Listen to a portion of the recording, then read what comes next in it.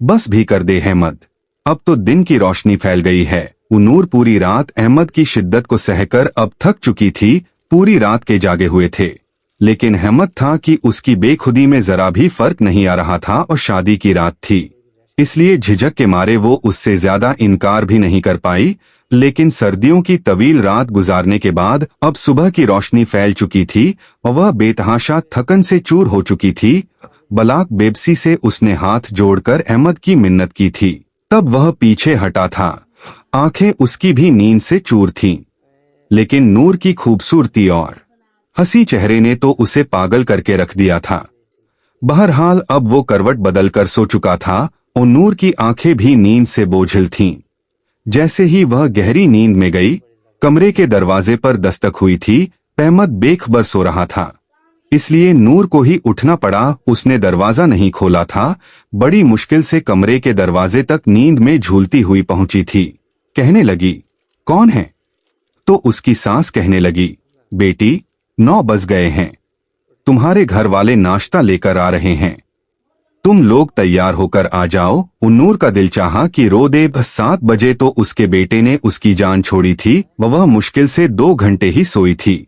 जब सासू माँ ने दरवाजा खटखटाया, उसने एक ही नजर अहमद पर डाली, जो बेखबर सोया हुआ था।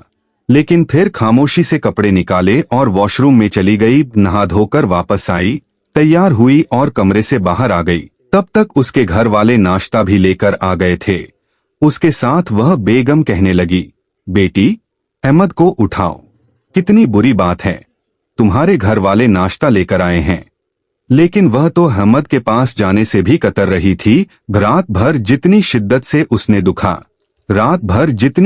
उसने दिखाई थी, दिल में कहीं न कहीं अहमद का डर उसके दिल में बैठ गया था कि कहीं वह उसके पास जागने जाए और वह फिर से शुरू ही न हो जाए। कहता था, दिल नहीं भर रहा तुमसे, बस नहीं चल रहा, इस रात को मजीद तवील कर दूं और तुम्हारी कुर्बत से खुद को सराब करता रहूं। उसकी बातों ने नूर को जाने से कतरने पर मजबूर कर दिया था, लेकिन फमीदा बेगम उसे बार बार कह रही थी। वह घबराते हुए कमरे में गई। वह अब भी गहरी नींद सोया हुआ था। वैसे भी 11 बज चुके थे। वह अहमद के पास आई, उसका हाथ पकड़कर उसे हिलाने लगी, कहने लगी, अहमद जल्दी से नहाकर तैयार हो जाइए, मेरे घर वाले भी आ चुके हैं, सब नाश्ते पर आपका पूछ रहे हैं। खुमार आलूदा आंखें बमुश्किल ही अहमद ने खोली। जब नूर का निखरा निखरा रूप देखा तो फिर से दिमाग पर नए सिरे से सरसारी छाई थी। उसे खींचकर खुद पर गिराया था और नूर सोफदत के लिए तैयार नहीं थी, इसलिए बेसख्ती उसके ऊपर जा गिरी। कहने लगा, तुम्हारे पहलू से निकलने को दिल ही नहीं चाहता।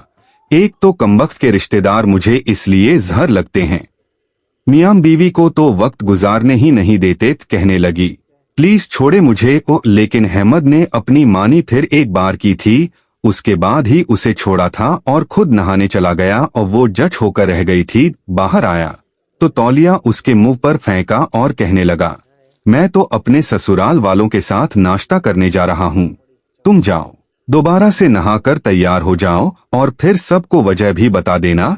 नूर का बस नहीं चल रहा था कि रो दे। अब बहरहाल वह जा चुका था। नूर ने दोबारा से गुस्ल किया और वही कपड़े पहनकर तैयार होकर बाहर आ गई, लेकिन सर पर दुपट्टा अच्छे तरीके से ढा लिया ताकि किसी को शक न हो।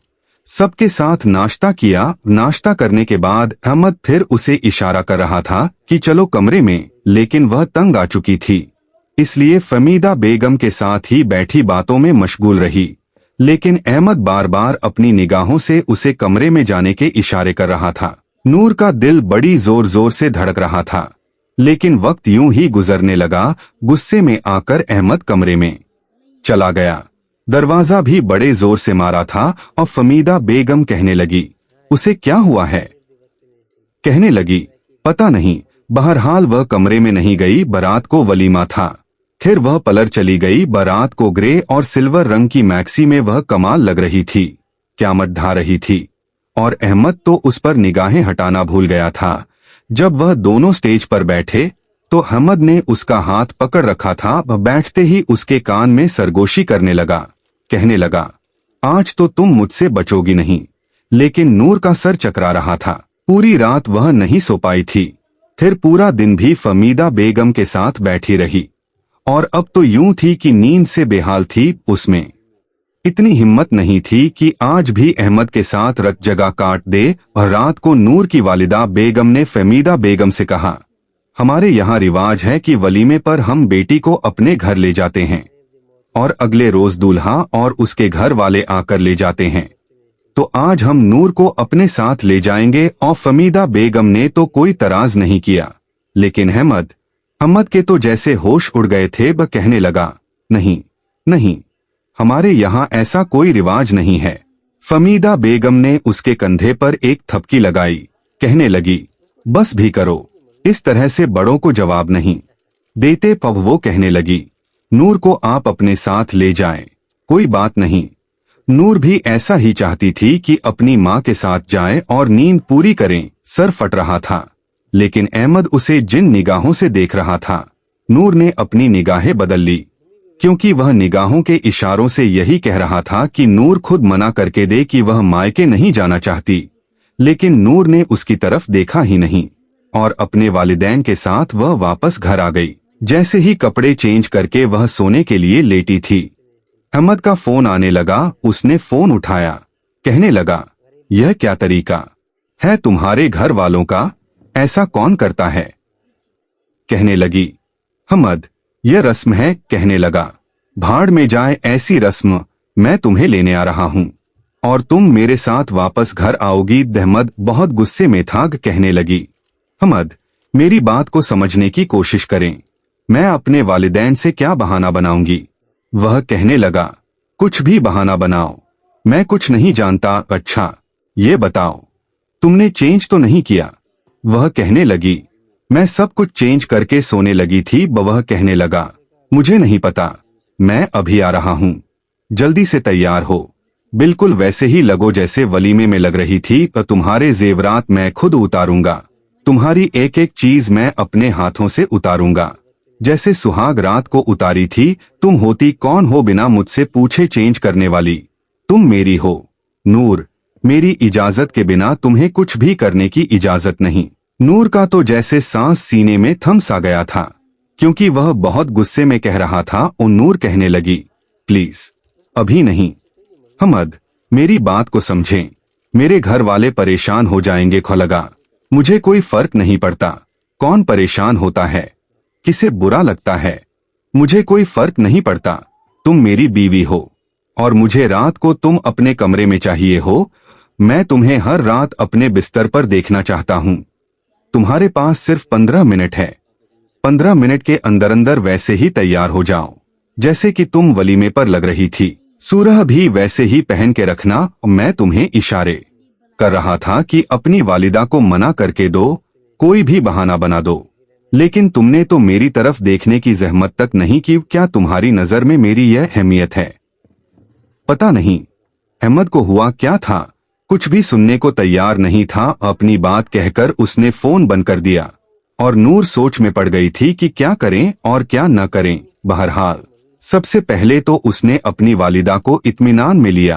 कहने लगी, वह अहमद की कुछ तबीयत ठीक नहीं है, मैं अहमद के साथ घर जा रही हूँ, फिर कभी रहने के लिए आ जाऊंगी। उसकी वालिदा ने ज्यादा तराज नहीं किया था। कहने लगी, ठीक है, लेकिन नूर को यह मुनासिब नहीं लगा कि वह दोबारा से वलीमे का जोड़ा पहने। अलबत्ता उसने सब कुछ बैक करके रख दिया। अहमद ने सिर्फ बाहर मेन गेट पर हॉर्न दिया और नूर से कहने लगा, बाहर आ जाओ, मैं अंदर नहीं आऊंगा। नूर ने अपने वलीमे का जोड़ा और तमाम सामान हाथों में पकड़ा और बाहर चली गई। वो नूर को देखकर उसके माथे पर बल पड़ गए थे। बहरहाल उसने सामान पीछे रखा और खुद फ्रंट सीट पर बैठ गई। कहने लगा, तैयार क्यों नहीं हुई? मेरी बात का असर नहीं हुआ था तुम्हें? कहने लगी, अहमद, कुछ तो समझने की कोशिश किया कर। अम्मा क्या सोचती कि मैं क्यों दुल्हन बनकर जा रही हूँ? बड़ी मुश्किल से मैंने बहाना बनाया है, अब तो नूर की जान छूट गई। कहने लगा, घर जाकर वैसे ही तैयार हो जैसे तुम लग रही थी। वह कहने लगी, ठीक है, हो जाऊंगी, लेकिन आप वादा करें मुझे ज्यादा तंग नहीं करेंगे। मैं कल रात भी नहीं सोई अहमद, और सुबह से जाग रही हूँ, मेरा सर फट रहा है, मुझे बहुत शदीद नींद आ रही है। वह कहने लगा, घर तो चलो, तुम्हें सुलाता हूँ, बड़ी मीठी नींद सुलाऊंगा तुम्हें। उसकी आंखों में शोखी नाच रही थी। नूर का दिल धड़का था। बहरहाल जब वह घर में आई, फमीदा बेगम सो चुकी थी। दपने कमरे में गई तो अहमद कहने लगा, चलो जल्दी से तैयार हो जाओ। नूर ने दोबारा से वलीमे की मैक्सी पहनी, मेकअप किया, यहाँ तक कि जेवरात भी पहने। अभी सब कुछ पहनकर तैयार हुई थी। दुपट्टा सर पर लेने की कोशिश की तो अहमद उसके करीब आ गया। उसकी गर्दन पर अपने लब रख चुका था और फिर से उसने नूर पर अपनी मनमानियां शुरू कर दी। वह थकन से चूर थी। रात 2 बजे वह रोने लगी, लेकिन अहमद था कि बस आने को तैयार ही नहीं था। उसके सामने हाथ जोड़ने लगी कि खुदा के लिए बस कर दो, मुझे सोने दो। लेकिन ऐसा लगता था कि जैसे उस पर कोई जुनून सवार है। कुछ नहीं सुन रहा था। सारी रात नूर की आंखों में गुजर गई। सुबह अहमद सो चुका था और वह बेतहाशा रो रही थी, क्योंकि अब उसके पेट के निचले हिस्से में तकलीफ होने लगी थी। दर्द हो रहा था और इतनी शिद्दत से दर्द हो रहा था कि उससे बर्दाश्त नहीं हो रहा था। उसने सोए हुए अहमद को उठाया, उसे हिलाने झुलाने लगी। अहमद गहरी नींद से जागा, लेकिन नूर को यूं तड़पता देखकर परेशान हुआ। कहने लगा, क्या हुआ तुम्हें? कहने लगी, मेरे बहुत दर्द है, मुझसे बर्दाश्त नहीं हो रहा। अहमद प्लीज कुछ करो। अहमद ने देखा वह पेट के निचले हिस्से पर अपने दोनों हाथ रखे तड़प रही थी। वह खुद भी घबरा गया, क्योंकि समझ नहीं आ रहा था कि नूर को हुआ क्या है। कहने लगा, मैं अम्मी को बुलाता हूँ। उठ के बैठ गया, जल्दी से अपनी शर्ट पहनी, बटन बंद किए, अपने बालों को ठीक किया और कमरे से बाहर निकल गया। कुछ देर बाद ही फमीदा बेगम घबराई हुई कमरे में आई। तब तक वह दर्द से तड़प रही थी और फमीदा बेगम खुद समझ नहीं पा रही थी कि उसे हुआ क्या है। अहमद उसे कहने लगी, ऐसा करो, ड्राइवर को बोलो गाड़ी निकाले। अहमद बाहर चला गया और फमीदा बेगम ने उसे सहारा दिया, उसे बाहर ले आई। लेकिन जब हॉस्पिटल ले गए तो लेडी डॉक्टर ने बुरे तरीके से फमीदा बेगम को डांटा था। कहने लगी, आपके बेटे ने क्या हाल किया है अपनी बीवी का, उसे जरा भी एहसास नहीं। वह कहने लगी, नूर के इंटरनल साइड पर जख्म हो चुके हैं, इसलिए अपने बेटे से कहें कि अपनी बीवी से दूर रहे। यह सुनकर फमीदा बेगम तो शर्मिंदा होकर रह गई। जैसे ही नूर के साथ क्लिनिक से बाहर आई तो अहमद खड़ा था। अपनी वालिदा से कहने लगा, क्या हुआ? लेकिन वह उसे खा जाने वाली निगाहों से देखने लगी। कहने लगी, ये तो तुम्हें पता होगा, शर्मिंदा करके रख दिया तुमने मुझे। वह शायद कुछ कुछ समझ चुका था, इसलिए निगाहें चुराते लगा। और जैसे ही नूर गाड़ी में बैठी, आंखें बंद कर चुकी थी। 2 दिन से उसकी नींद पूरी नहीं हुई थी और दर्द बर्दाश्त करके बेहाल थी। डॉक्टर ने इंजेक्शन लगा दिया था, कुछ मेडिसिन भी दी थी। अहमद ने जैसे ही गाड़ी स्टार्ट की, कहने लगी कि नूर के घर लेकर जाओ, उसके मायके। अहमद कहने लगा, क्यों? वह कहने लगी, यह वही रहेगी, 8 दिन अपने मायके रहेगी, आराम करेगी। वह कहने लगा, अम्मी वह घर पर भी तो आराम कर सकती है। फमीदा बेगम कहने लगी, नहीं, जो कह रही हूँ वही करो। नूर ने दिल ही दिल में शुक्र अदा किया था और फमीदा बेगम नूर को उसके मायके छोड़ आई। उसकी वालिदा से कहने लगी कि वलीमे पर भी अहमद ने उसे रहने नहीं दिया, इसलिए 8 दिन नूर आपके पास रहेगी। उसकी वालिदा भी खुश हो गई, लेकिन बेटी के चेहरे पर दर्द के आसार साफ दिखाई दे रहे थे। नूर ने भी कोई बात नहीं बताई, क्योंकि फमीदा बेगम ने उसे मना किया था कि घर वालों से कुछ भी जिक्र मत करना। अब मैं अहमद को समझाऊं, वह आइंदा तुम्हारे साथ ऐसा सुलूक नहीं करेगा। लेकिन नूर के दिल में तो जैसे अहमद की कुर्बत का खौफ बैठ गया था। 2 दिन तो अहमद ने कुछ नहीं कहा, बड़े जब्त से गुजारे। लेकिन 2 दिन बाद उसने नूर को फोन किया। नूर उस वक्त भी सोने की तैयारी कर रही थी। फोन उठाया तो कहने लगा, अच्छा बहाना लगाया है, तुम्हें ऐसा भी क्या हो गया था जो मायके जाकर बैठ गई हो? कहने लगी, आपको आंटी ने कुछ नहीं बताया? कहने लगा, यार तुम मनखी लड़की तो नहीं हो जिसकी शादी हुई है, सबकी होती है। सबके शौहर अपनी बीवियों के साथ ऐसा ही सब कुछ करते हैं, वो उनकी बीवियां यूं रोने नहीं बैठ जाती। थोड़ा सब्र करना सीखो, वाहवला न मचाया करो। तुमने पता नहीं लेडी डॉक्टर से क्या कहा और उसने मेरी माँ से क्या कहा। नूर मैं कुछ नहीं जानता। मैं तुम्हारे बिना 8 दिन तो कभी नहीं गुजार सकता। मैंने शादी इसलिए नहीं की थी कि यूं अकेला सो। नूर कहने लगी, अहमद, आपको जरा भी एहसास है कि मैं किस तकलीफ से गुजर रही हूँ? वह कहने लगा, शट अप, कोई भी बहाना बनाओ, कुछ भी करो, बस घर वापस आओ। 2 दिन से मैं पागल हो रहा हूँ। मुझे रात को ठीक से नींद नहीं आ रही। मुझे तुम चाहिए हो। नूर ने फोन बंद कर दिया। एक तो अपनी तकलीफ से 2-4 थी, 2 दिन बाद जाकर उसके दर्द को कुछ अफाका हुआ था, और अब अहमद उसी जहनी तौर पर परेशान कर रहा था। और उसने सोच लिया था कि वह फोन ही नहीं उठाएगी, बहाना बना देगी, लेकिन वह अहमद था। नूर ने कुछ दिन उसका फोन उठाया ही नहीं। जब भी उठाती तो बहाना बना देती कि वह कुछ देर बाद फोन करेगी, अभी मशगूल है। 8 दिन गुजर चुके थे और अहमद का गुस्से से बुरा हाल था। फमीदा बेगम ने भी उस पर पाबंदी लगा रखी थी कि वह नूर को लेने के लिए नहीं जाएगा। 8 दिन बाद फमीदा ही उसे घर लेकर आई थी और अहमद का मूड सख्त रहा था। नूर को देखकर भी उसने अपना रुख बदल लिया, चुपचाप खाना खाता रहा, उसे चोर आंखों से देखता रहा। खाना खाने के बाद जल्दी ही अपने कमरे में चला गया था। उसे लगा था नूर कमरे में जल्दी आ जाएगी, उसे मनाने की कोशिश करेगी। जैसे ही खाना खाकर नूर फारिग हुई और अहमद अपने कमरे में गया, फमीदा बेगम ने नूर को अपने कमरे में बुलाया और कहने लगी, मैं तुम्हारे सामने बहुत शर्मिंदा हूँ, लेकिन तुम्हें मुझे बताना चाहिए था। वो कहने लगी, आंटी, मुझे खुद इन बातों का इतना पता नहीं था। मैं अहमद को बहुत कहती थी, लेकिन वह मेरी कुछ नहीं सुनता। और वह कहने लगी, मैंने उसे खूब समझाया है, बहुत डांटा भी है, आइंदा तुम्हारे साथ ऐसा सुलूक नहीं करेगा, लेकिन कोशिश करके तुम कमरे में जरा देर से जाइए। कहने लगी, ठीक है, जैसे आप कहेंगी मैं वैसे ही करूंगी। और कुछ देर वह फमीदा के कमरे में ही बैठी इधर उधर की बातें करती रही और अहमद टपक रहा गया।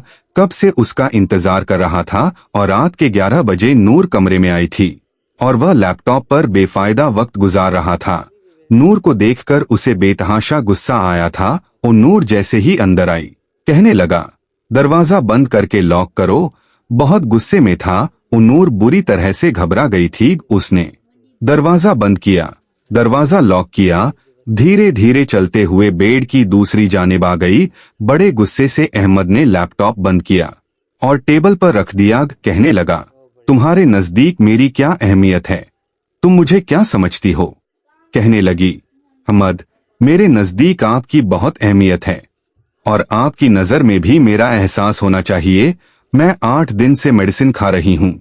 और वो कहने लगा, ये सब पट्टियां मुझे मत पढ़ा, अपनी माँ से मैं बहुत लंबा लेक्चर सुन चुका हूँ। मेरी तरफ से भाड़ में जाओ तुम, और तुम कोई वाहिद लड़की नहीं हो। सबके शौहर अपनी बीवियों के साथ इसी तरीके से रहते हैं, लेकिन वह मोम की गुड़िया नहीं बनी रहती। उसने तकिया ठीक किया और करवट दूसरी तरफ मोड़कर लेट गया और नूर की आंखों में आंसू झिलमिलाए थे।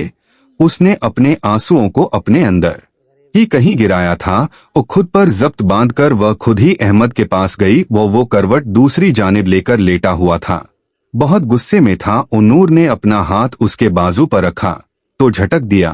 कहने लगा, पीछे हटो, हाथ मत लगाना मुझे, जाके आराम करो, आज के बाद कुछ नहीं कहूंगा तुम्हें। वह कहने लगी, अहमद प्लीज मुझसे नाराज मत हो। कहने लगा, तुम्हें फर्क पड़ता है? कहने लगी, फर्क पड़ता है? क्यों फर्क नहीं पड़ता? मैं आपसे मोहब्बत करती हूँ, आपकी बीवी हूँ। आप मुझसे यूं मुंह मोड़कर लेट तो मुझे फर्क पड़ेगा ना, बस ये कहना था। अहमद ने उसकी तरफ अपना रुख बदल लिया। कहने लगा, पड़ता है तुम्हें फर्क? तुम्हें पता है मैं तुमसे नाराज हूँ? कहने लगी, हाँ मुझे नजर आ रहा है, मुंह खुला हुआ है, मुझे देख नहीं रहे हैं तो जाहिर है मुझसे नाराज हैं। कहने लगा, नाराज हूँ तो मुझे राजी करो। उसकी आंखों की बार फत गिराए, XXX तुम्हारा शौहर हूँ, तुम्हारे करीब नहीं आऊंगा तो फिर कहाँ जाऊंगा? या दूसरी औरत के पास जाऊंगा? नूर, तुम मेरी बीवी हो और मैं अपनी हर ख्वाहिश, अपना जुनून, अपनी शिद्दत सिर्फ तुम पर लुटाना चाहता हूँ। तुम ही इनकार करोगी, तुम ही रोकोगी, तुम ही बहाने करोगी, तुम्हारी इस किस्म की बातें सिर्फ मेरी जिद को बढ़ाती हैं और कुछ नहीं करती। और जब मर्द जिद में आ जाए तो फिर वह कुछ नहीं देखता। चलो आओ इधर, मुझे बनाओ और वैसे मनाओ जैसे मैं राजी हो सकता हूँ। तुम नहीं आओगी तो मैं आऊंगा, मैं आऊंगा तो सुबह फिर तुम्हें हॉस्पिटल जाना पड़ेगा। को पता नहीं लेडी डॉक्टर को तुमने कितने पैसे देकर सिखाया है कि वह ऐसी जुमले बोले ताकि मैं तुमसे दूर रह सकूं। सवाल ही पैदा नहीं होता कि मैं तुम जैसी औरतों की चालें अच्छे तरीके से जानता हूँ। शौहर से दूर रहने के नए से नए तरीके ढूंढ लिए हैं तुम लोगों ने। पता नहीं यह खूबसूरती, यह हुस्न तुम लोगों ने किसको दिखाना है। पता नहीं वह बात को किस तरफ ले गया था और वह बहुत परेशान हुई। लेकिन फिर जब उसने अपनी आंखें बंद कर ली, अपने आप को अहमद के हवाले कर दिया। आज की पूरी रात भी अहमद ने उसे सोने नहीं दिया था। जैसे ही वह नींद से आंखें बंद करती तो उसके रुखसार को थपथपाने लगता, कहता सोने की जरूरत नहीं है, मेरा साथ दो, मेरी तरफ देखो। नूर को लग रहा था जैसे उसकी जिंदगी में आने वाला उसका हमसफर बिल्कुल बेहिस है। औरत की तकलीफ से उसे कोई गरज नहीं है। बहरहाल अगर वह जरा भी हद जांच करती तो अहमद की शिद्दत बढ़ जाती थी, जिसे सहना नूर के बस की बात नहीं थी। इस जिद में आकर ना उसे सोने देता, ना खुद सोता था। उसके वालिद की अपनी फर्म थी और वह ऑफिस लेट ही जाता था, कभी 10 बजे कभी 11 बजे, क्योंकि अपना काम था, उसे परवाह नहीं थी, इसलिए रात देर तक उसके साथ जागता रहता। अलबत्ता नूर 15 दिनों के अंदर अंदर ही कमजोर होने लगी। उसके चेहरे की रौनक खत्म होने लगी थी। रातों को जाग जाग कर उसकी आंखों के गिर्द हल्के पड़ने लगे थे। लेकिन अहमद, उसकी शिद्दत में कमी आती ही नहीं थी। वह खुशखोराक था, रोजाना रात को दूध पीकर सोता था, वह भी ड्राई फ्रूट वाला। हर तरह से अपना ख्याल रखता था। अलबत्ता नूर से कहता था, मुझे मोटी ख्वातीन बिल्कुल पसंद नहीं हैं। अपने आप को हमेशा ऐसे ही फिट रखना। और नूर ने अब शिकायत करनी छोड़ दी थी, खुद को हालात के हवाले कर दिया था और उसे लगा जैसे जैसे वक्त गुजरेगा अहमद खुद ब खुद ठीक हो जाएगा। लेकिन फिर जब उसकी तबीयत नासाज होने लगी तो फहमीदा बेगम उसे डॉक्टर के पास ले गई थी। डॉक्टर ने मुबारकबाद दी कि नूर हामिला है और साथ ही यह भी कहा कि शुरू के कुछ महीनों में तुम्हें एहतियात बरतनी पड़ेगी, तुम्हारा शौहर तुम्हारे करीब न आए। फहमीदा बेगम कहने लगी, आप फिक्र न करें, ऐसा ही होगा। डॉक्टर ने कहा कि अगर इसका शौहर इसके करीब आया तो इसका हमल जाया हो सकता है। इसका निजाम पहले ही बहुत नाजुक हो चुका है, बहुत ज्यादा ख्याल रखने की जरूरत है। लेडी डॉक्टर ने तो उसे बिस्तर से उठने से भी मना किया था। यह खबर जब अहमद को पता चली तो वह भड़क उठा, कहने लगा, यह क्या तमाशा तुमने खड़ा कर दिया है, बच्चा कहाँ से हो गया? मैं तो अभी ऐसी किसी मूड में नहीं हूँ, मुझे अभी औलाद नहीं चाहिए और मैं कल ही तुम्हारा इबॉर्शन करवा दूंगा।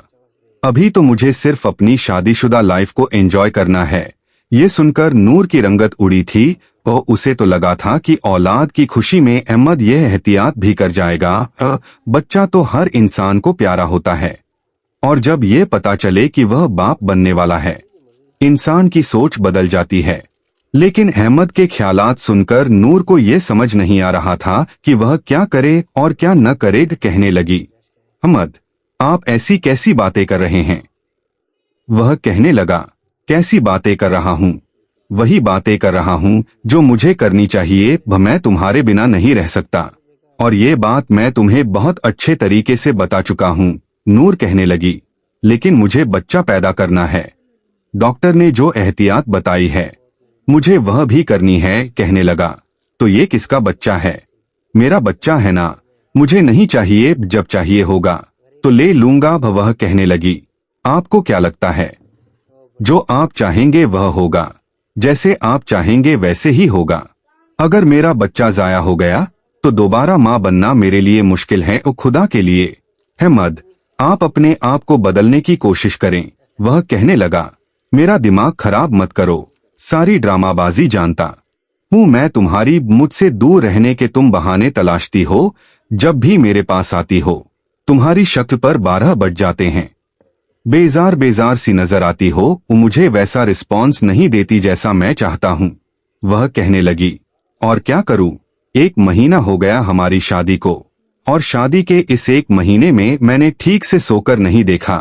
फिर भी आपको ये लगता है कि मैं आपको रिस्पॉन्स नहीं देती। कहने लगा, हाँ, मैं सेटिस्फाई नहीं हो पाता। मैं अभी तक तुमसे सेटिस्फाई नहीं हुआ हूँ। मुझे सेटिस्फैक्शन चाहिए, मुझसे वैसी ही जुनूनी मोहब्बत करो जैसी मैं तुमसे करता हूँ। यह बच्चा ये सब कुछ छोड़ो, हम एक दूसरे के साथ बहुत अच्छी जिंदगी गुजार सकते हैं। जब मेरे पास आती हो तो बस पागल हो जाया करो। मुझे तुम्हारा पागलपन देखना है, वैसा पागलपन जो मैं तुम्हें दिखाता हूँ। नूर तो उसकी बातें सुनकर बुरी तरह से घबराने लगी थी। उसकी आंखों में एक अजीब सी चमक थी।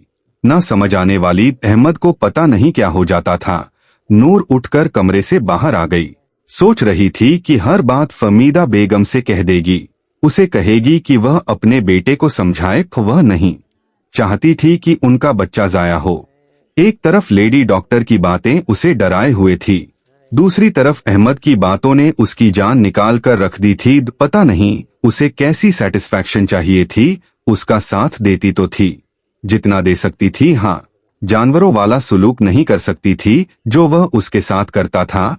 कभी कभी तो उसके होठों को अपनी अपनी दस्तरस में लेकर इतनी जोर से काटता कि उसके होठों से खून बहने लगता। वह पीछे धकेल देती, उसे कहती, आप क्या कर रहे हैं?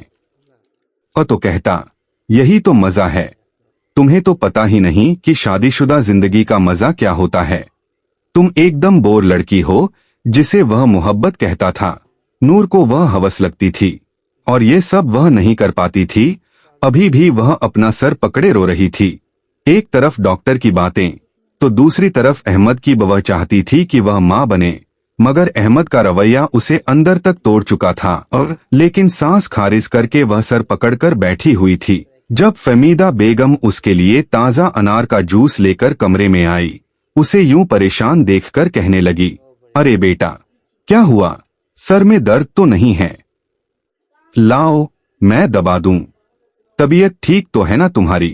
तो कुछ ठंडा गर्म चाहिए तो बताओ, मैं लाकर देती हूँ।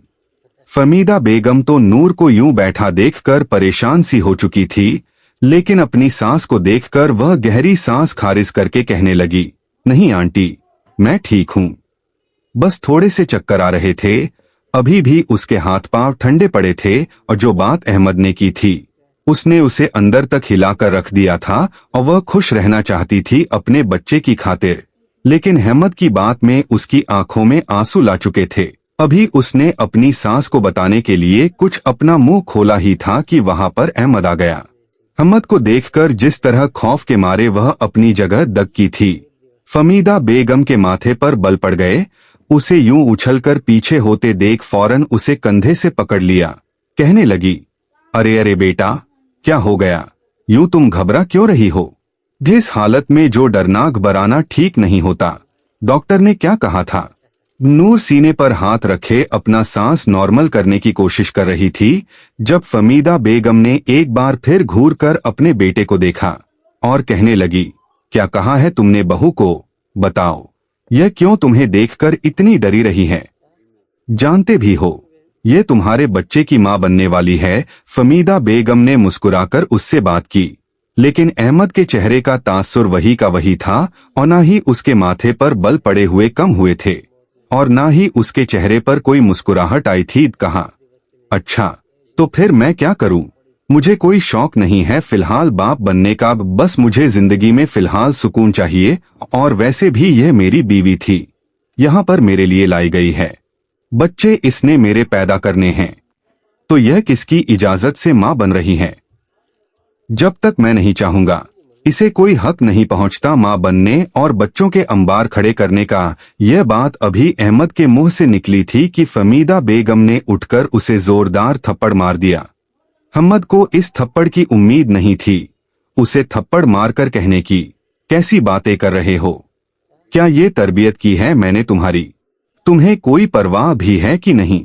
अरे, वह लड़कियां तो खुशनसीब होती हैं जो शादी के फौरन बाद इस दर्जे पर फाइज हो जाती हैं, वरना जानते भी हो अपने खानदान में ही तुम्हारी कितनी मिसालें मौजूद हैं। शादी को सालों गुजर जाते हैं, और औलाद की नेमत के लिए लोग दर बदर के धक्के खा रहे होते हैं। इससे तुम किस लहजे में बात कर रहे हो? बच्चे बच्चे आएंगे तो तुम्हारे सुकून में इजाफा होगा, तुम्हारी जिंदगी में रौनक आ जाएंगी। फिर फहमीदा बेगम को कहा पता था कि वह जिस सुकून की तलाश में है वह उसे बच्चों से नहीं बल्कि नूर से ही चाहिए। एक गहरी सांस खारिज करके फहमीदा बेगम चुप हुई थी, लेकिन अहमद गुस्से से घूरकर उसे ही देख रहा था। कहने लगा, सारा किया धरा तुम्हारा है ना? शाबाश, हर एक चीज को अपनी तरफ कर लो। मेरी माँ को भी तुम ही ने काबू कर लिया। मेरे खिलाफ सारा दिन यहाँ पर बैठकर उन्हें भड़का रहो। इतनी मोहब्बत तो शौहर अपनी बीवियों से करते हैं ना? अरे वह तो इसके कदम धोकर पीती हैं और तुम यहाँ पर मेरी माँ को ही मेरे खिलाफ करती जा रही हो। अहमद कमरे से बाहर जा चुका था और वह उसके पीछे गई थी और कहने लगी, अहमद, मैंने उनसे कुछ भी नहीं कहा, प्लीज मेरी बात सुनो। 2 मिनट रुको तो सही। मगर अहमद गाड़ी में बैठकर बाहर जा चुका था और फहमीदा बेगम ने उसे पकड़ा और अपने कमरे में ले गई। कहने लगी, दफा करो उसे, पता नहीं इसके दिमाग में क्या खुराफात चलती रहती हैं। तुम बस अपनी सेहत का ख्याल रखो। वह एक बार फिर रोने लगी थी। उसे खौफ आ रहा था, ना जाने रात के किस पहर जब अहमद वापस आएगा तो उसके साथ क्या सुलूक करेगा। और फहमीदा बेगम किसी तरह बस बहू के सामने अपने बेटे की तारीफें करना चाहती थी। कहने लगी, बेटा फिक्र मत करो, बस लाडला है ना मेरा, अकेला बेटा है। आज तक इसे हम सब से मोहब्बत ही बस मिली है। बस यही वजह है कि मेरा लाडला ऐसी रद्द-ए-अमल दे रहा है। जब तुम माँ बन जाओगी और गोद में बच्चा लिए इसके सामने होगी तो फिर देखना, यह अपनी औलाद पर जान देगा। और फहमीदा बेगम नूर को अहमद के बचपन की बातें बताने लगी तो उसका रवैया कुछ बेहतर हो चुका था। वह फ्रेश हो चुकी थी। दिल में यह सोचने लगी कि क्या वाकई अहमद को बच्चों को अपनाने के लिए वक्त चाहिए। वह कुछ अरसे तक ठीक हो जाएगा। उसकी तबीयत कुछ संभली तो उसने अपने हाथों से अहमद के लिए खाना बनाया। रात को खाने की मेज पर अहमद बैठा था और ना वह अपनी माँ की तरफ देख रहा था और ना ही अपनी बीवी की तरफ। फहमीदा बेगम ने तो उसे अपने सीने से लगाकर थप्पड़ लगाने की माफी मांग ली थी, लेकिन नूर को यूं नजरअंदाज कर रहा था जैसे कि वह इसके सामने मौजूद ही ना हो। इसके बावजूद नूर खुद को खुश रख रही थी अपने बच्चे की खातिर। और रात को किचन समेटने के बाद उसने अपने और अहमद के लिए दूध गर्म करवाया और सोने से पहले फहमीदा बेगम चाय पीती थी। उनके कमरे में चाय भिजवाने के बाद वह गर्मा गर्म दूध ट्रे में रखे खुद ही कमरे में आ रही थी। जैसे ही दरवाजे को कोहनी की मदद से धकेलना चाहा तो वह लॉक था। नूर ने अहमद को आवाज दी कि अहमद, दरवाजा खोलिए, मैं दूध लेकर आई हूँ। पहले तो वह कुछ ना बोला, फिर उसके बार बार कहने पर वह कहने लगा, तो मैं क्या करूं, मुझे नहीं पीना। नूर ने मजाक हंसकर जाबूझ कर कहा कि अरे फहमीदा आंटी, आप देखिए ना, अहमद दरवाजा नहीं खोल रहा।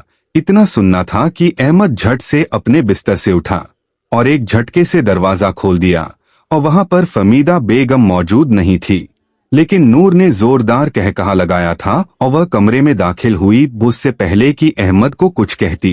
अहमद ने अगले पल गुस्से से उसके बाजू को झंझोड़कर गिरा चुका था और वह दर्द से बिलबिला उठी उससे पहले कि वह चिल्लाती। अहमद ने उसके ऊपर हाथ रखकर कहने लगा, खबरदार, तुम्हारे मुंह से एक भी आवाज निकली तो। और वह दर्द से जलन से चिल्लाती हुई खुद को छुड़वा रही थी। आंखों में पानी आ चुका था, लेकिन अहमद ने उसे धक्का मारकर कहने लगा कि दफा हो जाओ इस कमरे से। और तुम मेरी बीवी बनकर इस कमरे में रहना ही नहीं चाहती, बल्कि बच्चा पैदा करने वाली मशीन, एक मोटी बत्ती औरत बनना चाहती हो। तो जाओ, दफा हो जाओ मेरे कमरे से। मैं तुम्हारी कोई जग नहीं। इसमें अभी तक उसके हाथ और पेट पर दूध गिरने से जलन खत्म नहीं हुई थी कि वह अपना तवाजुन बरकरार ना रख सकी और जाकर सामने रेलिंग से लगी पेट में दर्द की शदीद तकलीफ उभरने लगी। डर से वह चिल्लाई थी। फहमीदा बेगम जो बस नींद में थी, बहू के चिल्लाने पर फौरन उठ बैठी। अहमद ने उसे बाजू से झंझोड़कर अंदर लाकर बेड पर पटका था।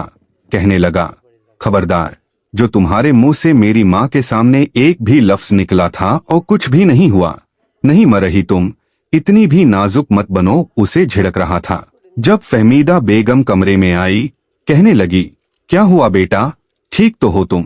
वह पेट पकड़े खुद पर जब्त करने की कोशिश कर रही थी कि अहमद को एक बार फिर वह किसी तरह की शिकायत का मौका ना दे। अहमद कहने लगा कि कुछ नहीं अम्मी, आप भी बलावजा उठकर आ गई। ठीक है, बस हल्का सा दर्द हो रहा था, मैंने दवा दे दी है, ठीक हो जाएगा। फहमीदा बेगम ने जब नूर को देखा तो उसका चेहरा बिल्कुल सुर्ख लाल हो रहा था। ऐसा लग रहा था जैसे वह जब्त की इंतहा पर हो। उसके करीब आई और बालों में हाथ फेर कर कहने लगी, बेटा कोई परेशानी की बात तो नहीं ना?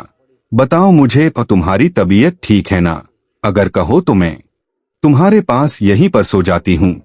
वह बड़े प्यार से उसके बालों में हाथ फेर कर पूछ रही थी, लेकिन पीछे खड़ा अहमद हाथ के इशारे से उसे घूर कर कह रहा था कि खबरदार, जो तुमने हामी भरी। तो वह गहरी सांस खारिज करके कांपती हुई आवाज में कहने लगी, नहीं नहीं आंटी, मैं ठीक हूँ, आप जाइए। बलावजा उठकर आ गई। ये तो बस ऐसे ही चक्कर से आ गए थे और दूध का ग्लास मेरे हाथ से छूट गया। अभी अहमद मरहम लगा देंगे तो मैं ठीक हो जाऊंगी। उसने यह अल्फाज कहे तो फहमीदा बेगम भी वहां से जा चुकी थी, लेकिन जाने से पहले अपनी निगरानी में अहमद से उसके हाथ पर मरहम जरूर लगवाया था। जैसे ही वह कमरे से गई तो उसने अपने जब्त का दामन छोड़ दिया। आंखों में आंसुओं को रोक ना सकी, कहने लगी, मुझे बहुत दर्द हो रहा है। अहमद प्लीज मुझे डॉक्टर के पास ले जाए, मुझे बहुत तकलीफ हो रही है। आप क्यों करते हैं मेरे साथ ऐसा? आपको मेरा जरा भी एहसास नहीं है? मैं भी आपकी तरह जीती जागती इंसान हूँ। क्या आपको मेरी हालत पर रहम नहीं आता? एक तरफ आप कहते हैं आपको मुझसे मोहब्बत है, आप मेरी जुदाई बर्दाश्त नहीं कर सकते, वहीं दूसरी जानिब आपका यह रवैया और ये मोहब्बत तो नहीं कहलाती, ये तो हवसपरस्ती कहलाती है। आप सिर्फ और सिर्फ मेरे हुस्न से मोहब्बत करते हैं, मेरे खदोखाल से मोहब्बत करते हैं, इसके अलावा आपको मेरे साथ कोई सरोकार नहीं है। अहमद ने जब ये सुना तो अगले ही पल अपनी कनपटी मसलते हुए कहने लगा, अब बस भी करो, क्या फिलॉसफी लेकर बैठ गई हो? तुम्हारे साथ शादी कर ली, क्या इतना काफी नहीं है? अभी से यह रोना धोना मचा दिया है तुमने, इधर दिखाओ, ज्यादा तो नहीं जल गया हाथ तुम्हारा? यह कहकर वह उसके करीब बैठ चुका था और अगली बार उसने उसके जले हुए पेट पर भी दवा लगाना शुरू कर दी, जो हल्का हल्का सुर्ख हो रहा था। वह आंखें मूंदे लेटी हुई थी, अभी भी दर्द की टीस उसे पेट में उठती हुई महसूस हो रही थी। ऐसा लग रहा था जैसे पेट के अंदर कोई चीज कट रहा हो। वह बार बार कह रही थी कि अहमद मुझे दर्द हो रहा है, प्लीज मुझे डॉक्टर के पास ले जाए, कहीं कोई अनहोनी ना हो जाए। लेकिन बार बार उसके मुंह से यह सब कुछ सुनकर उसने दराज से एक पेन किलर निकालकर उसे खाने को दी। वह मना भी करती रही कि नहीं अहमद, ऐसी हालत में इस तरह की दवाई नहीं खाई जाती, डॉक्टर ने सख्ती से मना किया हुआ है। लेकिन अहमद जबरदस्ती उसे मुंह में दवा देकर पानी पिला चुका था। कहने लगा, बलावजह ही डॉक्टर ने तमाशा बना रखा है, खुद बैग भरकर जो दवा देते हैं वह उनको दिखाई नहीं देती। घर से कोई दवा ले तो वह ये है, वह है, और पता नहीं क्या क्या है। दवा का असर फौरन हुआ था और कुछ देर बाद ही दर्द की शिद्दत में कमी आ चुकी थी। अहमद उसके करीब लेट चुका था। कहने लगा, अब तुम कुछ भी नहीं बोलोगी, समझी? बीवी हो तुम मेरी। और ये क्या प्यार मोहब्बत के किस्से छेड़ रखे थे तुमने? यह मेरी मोहब्बत ही है ना, जो मैं तुम्हें सोने नहीं देता, रात रात भर जगाए रखता हूँ और तुम पर अपनी शिद्दत लुटाता हूँ। बताओ भला, अगर मुझे तुम में कोई दिलचस्पी ना होती, तुमसे मोहब्बत ना होती, तो क्या मैं यूं तुम्हें रात रात भर जगा कर रखता? मैं तो तुम्हें मुंह तक ना लगाता। क्या तुम वो शौहर नहीं देखे जो बीवी के करीब आते ही उससे उलझन महसूस करते हैं? उनसे आने वाली लहसुन प्याज की बदबू उनको करीब भी नहीं फटकने देती और वह दूसरी शादी कर लेते हैं। तुम्हें तो खुश होना चाहिए कि तुम्हारा शौहर तुम्हारे हुस्न पर फिदा है। यह सुनकर नूर का दिल सहम चुका था। वह उसकी हवसपरस्ती को ही मोहब्बत समझकर खामोश हो चुकी थी। जब बातों ही बातों में वह एक बार फिर उसके करीब आने लगा और वह अपना आप उसे सौंपकर प्यार से कहने लगी, एक आखिरी बार उसने कहा था, प्लीज अहमद ऐसी मत करें, डॉक्टर ने सख्ती से मना किया था। मुझे शदीद तकलीफ हो रही है, लेकिन अहमद उसका चेहरा अपने हाथों में थाम कर कहने लगा, प्लीज जान, सिर्फ एक बार मुझे अपने पास आकर मुझे अपनी सारी तिश्नगी मिटाने दो, इसके बाद मैं तुम्हारे पास नहीं आऊंगा। मैं वादा करता हूँ। सिर्फ और सिर्फ आज की रात के लिए वह जितनी भी तकलीफ हुई थी, उसने एक बार फिर अपना आप इसके हवाले कर दिया। डॉक्टर की हिदायत के बावजूद वह अपना आप इसे सौंप चुकी थी। रात के 2 बज चुके थे, लेकिन अहमद तो बस करने का नाम ही नहीं ले रहा था। अगता हुआ लहजा में उस पर बेहोशी सी तारी होने लगी। वह कहने लगी, प्लीज प्लीज बस कर दीजिए, मुझे चक्कर आ रहे हैं। मुझे अपनी आंखों के सामने मौत दिखाई दे रही है। लेकिन अहमद उससे चंद लहू की मोहलत मांगता। एक बार फिर उसमें खो चुका था। एक वक्त ऐसा भी आया जब वह दुनिया से बेगाना, अपनी आंखें मीच चुकी थी। उस पर बेहोशी तारी होने लगी और वह मुसलसल उसके मुंह पर उंगलियां फेरते उसे कह रहा था, नहीं नहीं, आंखें बंद मत करना, इधर मेरी तरफ देखो ना, यहाँ मेरा साथ दो, इधर देखो। अभी वह उसे यही बोल रहा था, लेकिन वह तो जैसे हर एक चीज से बेगाना हो चुकी थी। अहमद को उस पर गुस्सा आ गया। अगले पल उसने उसके साथ ऐसी सख्ती बढ़ती कि नूर शिगाफ चीख उसके हलक से निकल आई। ऐसा लग रहा था जैसे उसकी जान ही लबों पर आ चुकी हो। नफरत, हिकारत क्या होती है, उस वक्त उसे अपने शौहर से महसूस हो रही थी, जब उसके मुंह पर हाथ रखकर वह कह रहा था, चुप, खबरदार, मजीद कोई आवाज अपने हलक से मत निकालना। वह दर्द से दोहरी हो चुकी थी। उसके चीखने चिल्लाने की आवाजें बाहर तक जा रही थी। फहमीदा दरवाज़ा धड़ाधड़ दस्तक दे रही थी। जब अहमद ने उसे सख्ती से तंबीह की कि माँ को कुछ मत बताना, उसने जैसे ही दरवाजा खोला तो नूर दर्द के मारे उठकर अपनी सांस के गले लगना चाहती थी, लेकिन झट से गिर गई। उसे यूं गिरा देखकर फमीदा बेगम फौरन आगे बढ़ी। जिस हालत में वह उस वक्त थी, फमीदा बेगम बहुत कुछ समझ चुकी थी। उन्हें तो समझ नहीं आ रही थी कि आखिर इस लड़के को ऐसी कौन सी गैरत दिलाए कि उसे अक्ल आ जाए। फौरन नूर को हॉस्पिटल ले जाया गया। डॉक्टर ने नूर की हालत देखी तो अपना सर पकड़कर बैठ गई। कहने लगी, इसकी शादी किसी हैवान से करवाई गई है या शैतान से, क्योंकि वह हैवान जैसे शैतान तो हो सकता है, अगर इंसान नहीं। इंसान यूं नहीं करते। यह लड़की की हालत देखिए, अभी से 1 हफ्ता नहीं हुआ। मुझे लगता है आप लोगों ने इसकी शादी एक जिस्म के पुजारी से करवा दी है, जिसके लिए सिर्फ और सिर्फ औरत एक गोश्त का टुकड़ा है, जिसे जब इसका मन चाहेगा वह अपने मुंह में चबाए और जब दिल चाहेगा थूक कर चला जाएगा। डॉक्टर की बात पर फहमीदा बेगम के आंसू आ चुके थे, क्योंकि आसपास बैठी और औरतें तक भी डॉक्टर की यह बात पहुंच गई थी। फमीदा बेगम की अपने इलाके में बहुत इज्जत थी। खानदान, पड़ोस की औरतें उन्हें इज्जत की निगाह से देखती थी। यह औरत भी उन्हें अच्छे से जानती थी और सब एक दूसरे से मुंह छुपाने लगी। डॉक्टर का कहना था, आपकी बहू का बच्चा जाया हो चुका है, मुबारक हो आपको। आपको तो इस खुशी के मौके पर मिठाई बांटनी चाहिए, जश्न मनाना चाहिए। बताइए, कॉल करके अपने बेटे को। आज से पहले वह किसी के साथ जो पर्सनल नहीं हुई थी, मगर आखिर को वह भी एक इंसान थी। कितना बर्दाश्त करती जो जुल्म इस बच्ची पर किया जा रहा था। मजीद उससे बर्दाश्त ना करना मुमकिन नहीं था, क्योंकि वह फमीदा बेगम की ही उम्र की एक औरत थी और इस तरह के मामलात की पेचीदगियां अच्छे से समझ सकती थी। और वहीं जब नूर को पता चला कि उसका बच्चा इस दुनिया में आने से पहले ही जा चुका है, तो वह फूट फूट कर रोने लगी। उसकी तबीयत काफी खराब थी और ब्लड प्रेशर बार बार लो हो रहा था। और नूर की माँ भी वहीं पर आ गई। सास ने उसके सामने हाथ जोड़े थे कि अपनी माँ को मत बताना, मैं सब कुछ संभाल लूंगी। और वह अपने दिल ही दिल में यह सोचकर बेचैन हो रही थी कि क्या करें। माँ को भी कुछ ना पता।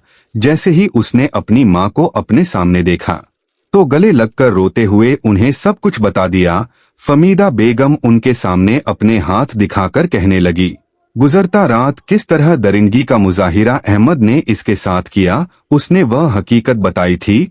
दोनों ही औरतों को इस पर शदीद गुस्सा आ चुका था। बे ने तो घर जाकर अहमद को गरेबान से पकड़ लिया।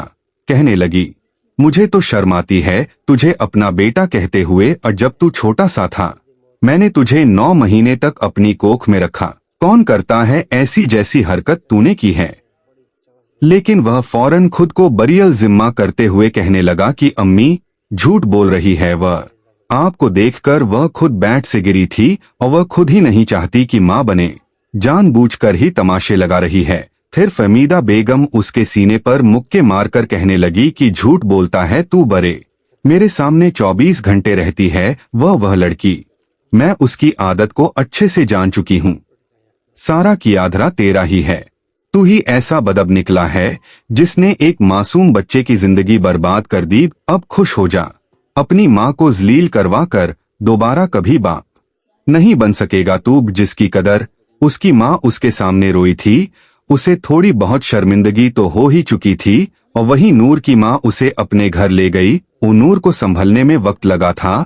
1 महीने तक वह अपने मायके में ही रही। इस दौरान एक बार भी उसने अहमद से कॉल नहीं की थी। फमीदा बेगम ने अपने बेटे से बात करने की कोशिश की। वह कब आता है, वह कब जाता है, उन्हें कुछ इल्म नहीं था। लेकिन फिर भी आखिर को एक माँ थी अपने बेटे के बिखरे बाल, बढ़ी हुई शेव और उसे चुप चुप देखकर उन्हें उस पर तरस भी आने लगा था। और वहीं अहमद रोता हुआ अपनी माँ के पास आकर बैठा, कहने लगा अम्मी मैं सुधर चुका हूँ। जानती हैं मुझे किस बात ने सुधारा है। आज मुझे एहसास हो रहा है कि मैंने कितना गलत किया और अपने हाथों से अपनी औलाद को मैंने खत्म किया। आज मेरा दोस्त मुझे खुशी खुशी बता रहा था कि वह बाप बनने वाला है। मेरे सामने उसने अपने बच्चे के लिए छोटे छोटे कपड़े खरीदे। इतनी खुशी से वह मुझे अपने ताजा सूरत के बारे में बता रहा था और मैं उसका चेहरा देख रहा था। अम्मी मुझे बहुत गिल्टी फील हुआ। अब बताए ना मैं क्या करूं। मैंने इतना गलत किया नूर के साथ। मेरा रवैया बहुत बुरा रहा, लेकिन मैं अपनी गलती को सुधारना चाहता हूं। अम्मी वह अपनी माँ के सीने से लगे रोते हुए ये सब कुछ कह रहा था। फमीदा बेगम ने भी उसे गले से लगा लिया। अगले रोज ही दोनों माँ बेटा नूर को लेने के लिए उसके घर पहुंच चुके थे। और नूर तो गुमसुम से एक तरफ बैठी थी। उसे तो अहमद से खौफ आने लगा था। फमीदा बेगम ने उसे यकीन दिलाया कि बेटा अहमद सचमुच बदल चुका है, इसने अपनी गलती तस्लीम कर ली है। तुम हमारे साथ वापस चलो, देखना अब ये तुम्हारे साथ कुछ भी गलत नहीं करेगा। और नूर खाली जहन के साथ अपनी सास और शौहर को देख रही थी और फिर अपने कमरे में चली गई। उसका तो यही मानना था कि वह कभी भी वापस इसके साथ नहीं जाएगी। वो नूर की माँ भी उसके पीछे आई। वहीं गहरी सांस खारिज करके अपनी माँ से कुछ कहने ही वाली थी जब उसकी माँ कहने लगी कि बेटा जो भी फैसला करना चाहती हो सोच समझ कर करना। ये बात ध्यान में रखना कि हम जिस मुआशरे में रहते हैं वहां पर अगर लड़की की तरफ से गलत कदम उठाने में पहल की जाए तो उसके वालिदैन और बाकी के बहन भाइयों के लिए कैसे कैसे अल्फाज का इस्तेमाल किया जाता है। अगर मर्द तलाक दे दे फिर भी औरत के वजूद पर कलंक तो लग ही जाता है, लेकिन अगर औरत खुद मुंह से खुला की डिमांड करे तो जानती होना ऐसी औरतों को ये मुआशरा सुकून से जीने नहीं देता। यह सुनकर नूर सर झुका चुकी थी। चाहती तो वह यही थी, वह इस शख्स से खुला की डिमांड कर ले। इस शख्स ने आखिर इसके बदन में छोड़ा ही क्या था। सारे खसारे तो नूर के हिस्से में आए थे। जिस तरह उसने शौहर को लेकर अपने हन में ख्यालात बना रखे थे वैसा कुछ भी अहमद में नहीं था। उसे तो नूर से मोहब्बत ही नहीं थी। अपनी माँ और सास की बात सुनकर आखिरी बार उसने अपने शौहर को मौका देने का सोचा और सिर्फ अपनी सास की वजह से वह अहमद के साथ वापस उस घर में आई थी। उसे लगा था अहमद एक बार फिर उसके साथ वही सब कुछ करेगा जो उससे पहले भी करता था। कमरे में चुपचाप बैठी थी, सोचकर बैठी थी कि आज अगर अहमद ने उसके साथ इस तरह का कुछ भी किया तो वह इसके शौहर होने का जरा भी लिहाज नहीं करेगी। और वह अंदर से भरी पड़ी थी। लेकिन अहमद कमरे में आया, उसे यूं बैठा देखकर उसके पास बैठ गया और नूर का हाथ अपने हाथ में थामकर उस पर अपने लब रख दिए। फिर कहने लगा मैं मानता हूं कि मैंने तुम्हारे साथ बहुत गलत किया, लेकिन मुझे पछतावा है। तुम कहती थी ना कि मुझे तुमसे मोहब्बत नहीं है। मुझे अब तुमसे बेतहाशा मोहब्बत महसूस हो रही है। तुम जब मुझे छोड़कर गई थी तो मुझे लगा मेरी दुनिया उजड़ गई, लेकिन अब मैं तुम्हें वो सारी खुशियां दूंगा जिसकी तुम हकदार हो। नूर को अपने कानों पर यकीन ना आया कि यह सब कुछ अहमद बोल रहा है। अहमद कहने लगा, चलो जल्दी से तैयार हो जा, हम आज बाहर डिनर के लिए जाएंगे, लॉन्ग ड्राइव करेंगे, तुम्हें शॉपिंग करवाऊंगा। और नूर ने पहले तो इनकार किया, लेकिन फिर अहमद के इसरार पर वह तैयार हो चुकी थी। पहले तो नूर को लगा ये सिर्फ एक दिन के लिए उसे बहलाने के लिए कर रहा है, मगर इसके बाद तो यह रोज का मामूल बन चुका था और वह अक्सर नूर के लिए कोई ना कोई तोहफा लेकर आता, उसे बाहर घुमाने के लिए लेकर जाता, और नूर भी जैसे इस पर तवक्कुल सा करने लगी थी। एक आखिरी मौका अहमद को देने के लिए उसके साथ अपना रवैया बेहतर करने लगी थी। बस दौरान एक बार भी अहमद ने उसके करीब आने की कोशिश नहीं की थी, मगर रात को कभी सोए हुए भी उस पर अपना हाथ रख देता तो वह फौरन होश में आते ही उससे दूर हो जाता। अहमद ने खुद को बदलने की बहुत कोशिश की थी, उसने बदल कर दिखाया भी था, लेकिन धीरे धीरे उसकी फितरत एक बार फिर वहीं पर आकर अटकने लगी।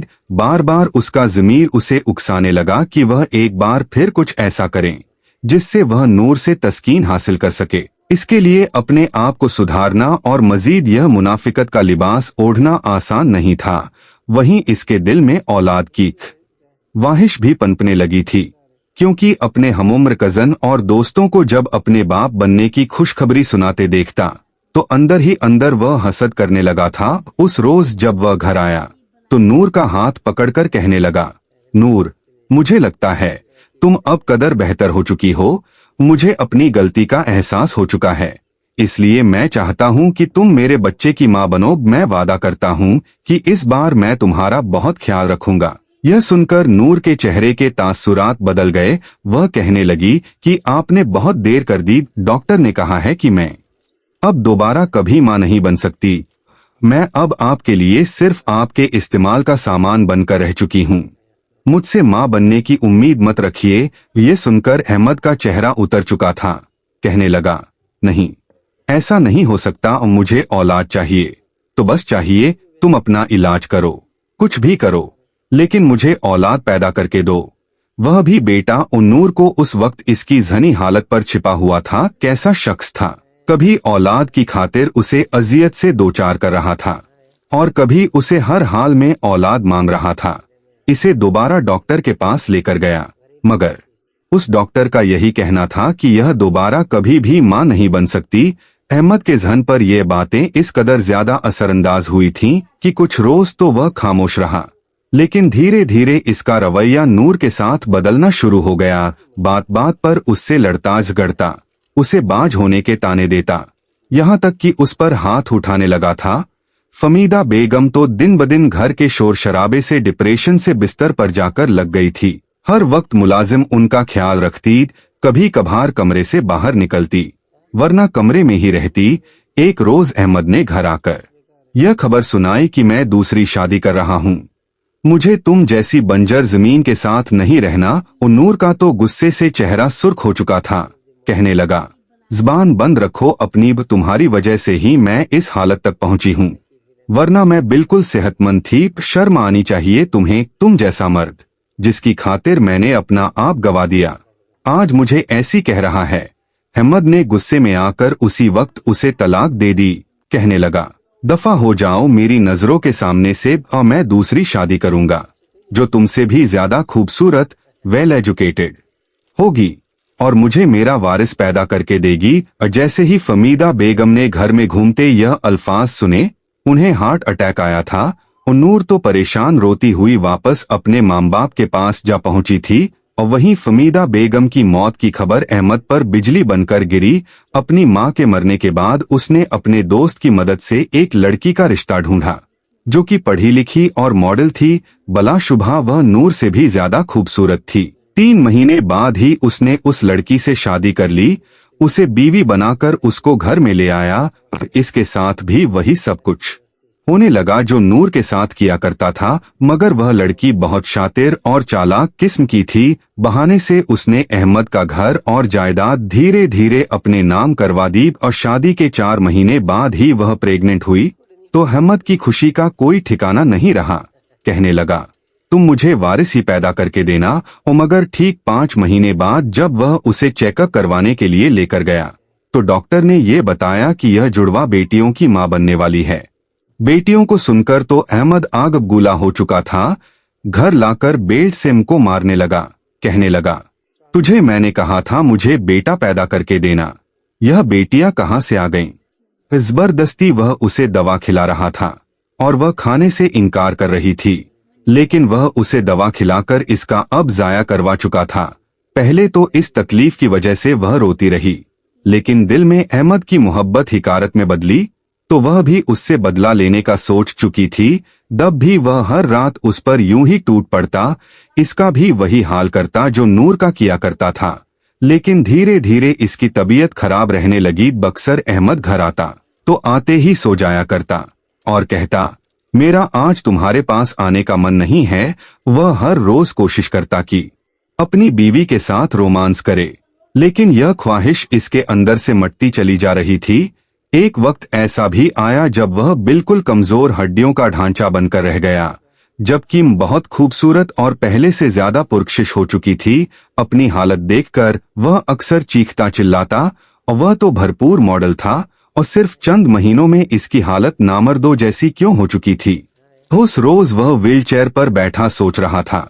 एक हफ्ता पहले ही ऑफिस से वापस आते हुए वह एक्सीडेंट का शिकार होकर अपनी टांगे तोड़वा चुका था। बॉम ने इसके करीब फर्श पर बैठकर अपने हाथ इसके सीने पर रखे और कॉलर के बटन बंद करते हुए कहने की, बहुत शौक था ना तुम्हें सारी सारी रात ये सब कुछ करने का, बस जो जुल्म तुमने मुझ पर किया और अपनी साबिका बीवी पर किया उसी की सजा है यह। मैंने तुम्हें यह कदम तो नूर को उठाना चाहिए था, मगर शायद उसमें इतना कॉन्फिडेंस नहीं था, और जो तुम्हें बर्दाश्त करती रही 2 लड़कियों की जिंदगी बर्बाद कर दी और मासूम जानों को अपने हाथों से मारने की तुम्हें यही सजा दूंगी। सारी जिंदगी तुम्हारे साथ इस घर में रहकर तुम्हें नामर्द पकारूंगी, न पहनाऊंगी, क्योंकि तुम जैसे हैवान सिफत मर्द उसी काबिल होते हैं।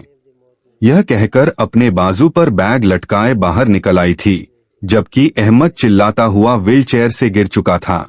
इसके लिए यह बात नाकाबिल-ए-कबूल थी। वह यह सब कुछ बर्दाश्त नहीं कर सकता था, और मगर यही इसके साथ होना चाहिए था। इसने औरत को सिर्फ अपनी तस्कीन का सामान समझ लिया था, और जैसे ही नूर की इद्दत पूरी हुई तो इसके लिए रिश्ते आना शुरू हो गए। नूर का एक कजन अरबाज, जो कि दुबई में ही तालीम हासिल करने के बाद बिजनेसमैन बन चुका था, जब से जवानी में कदम रखा तब से ही नूर पर फिदा हो चुका था।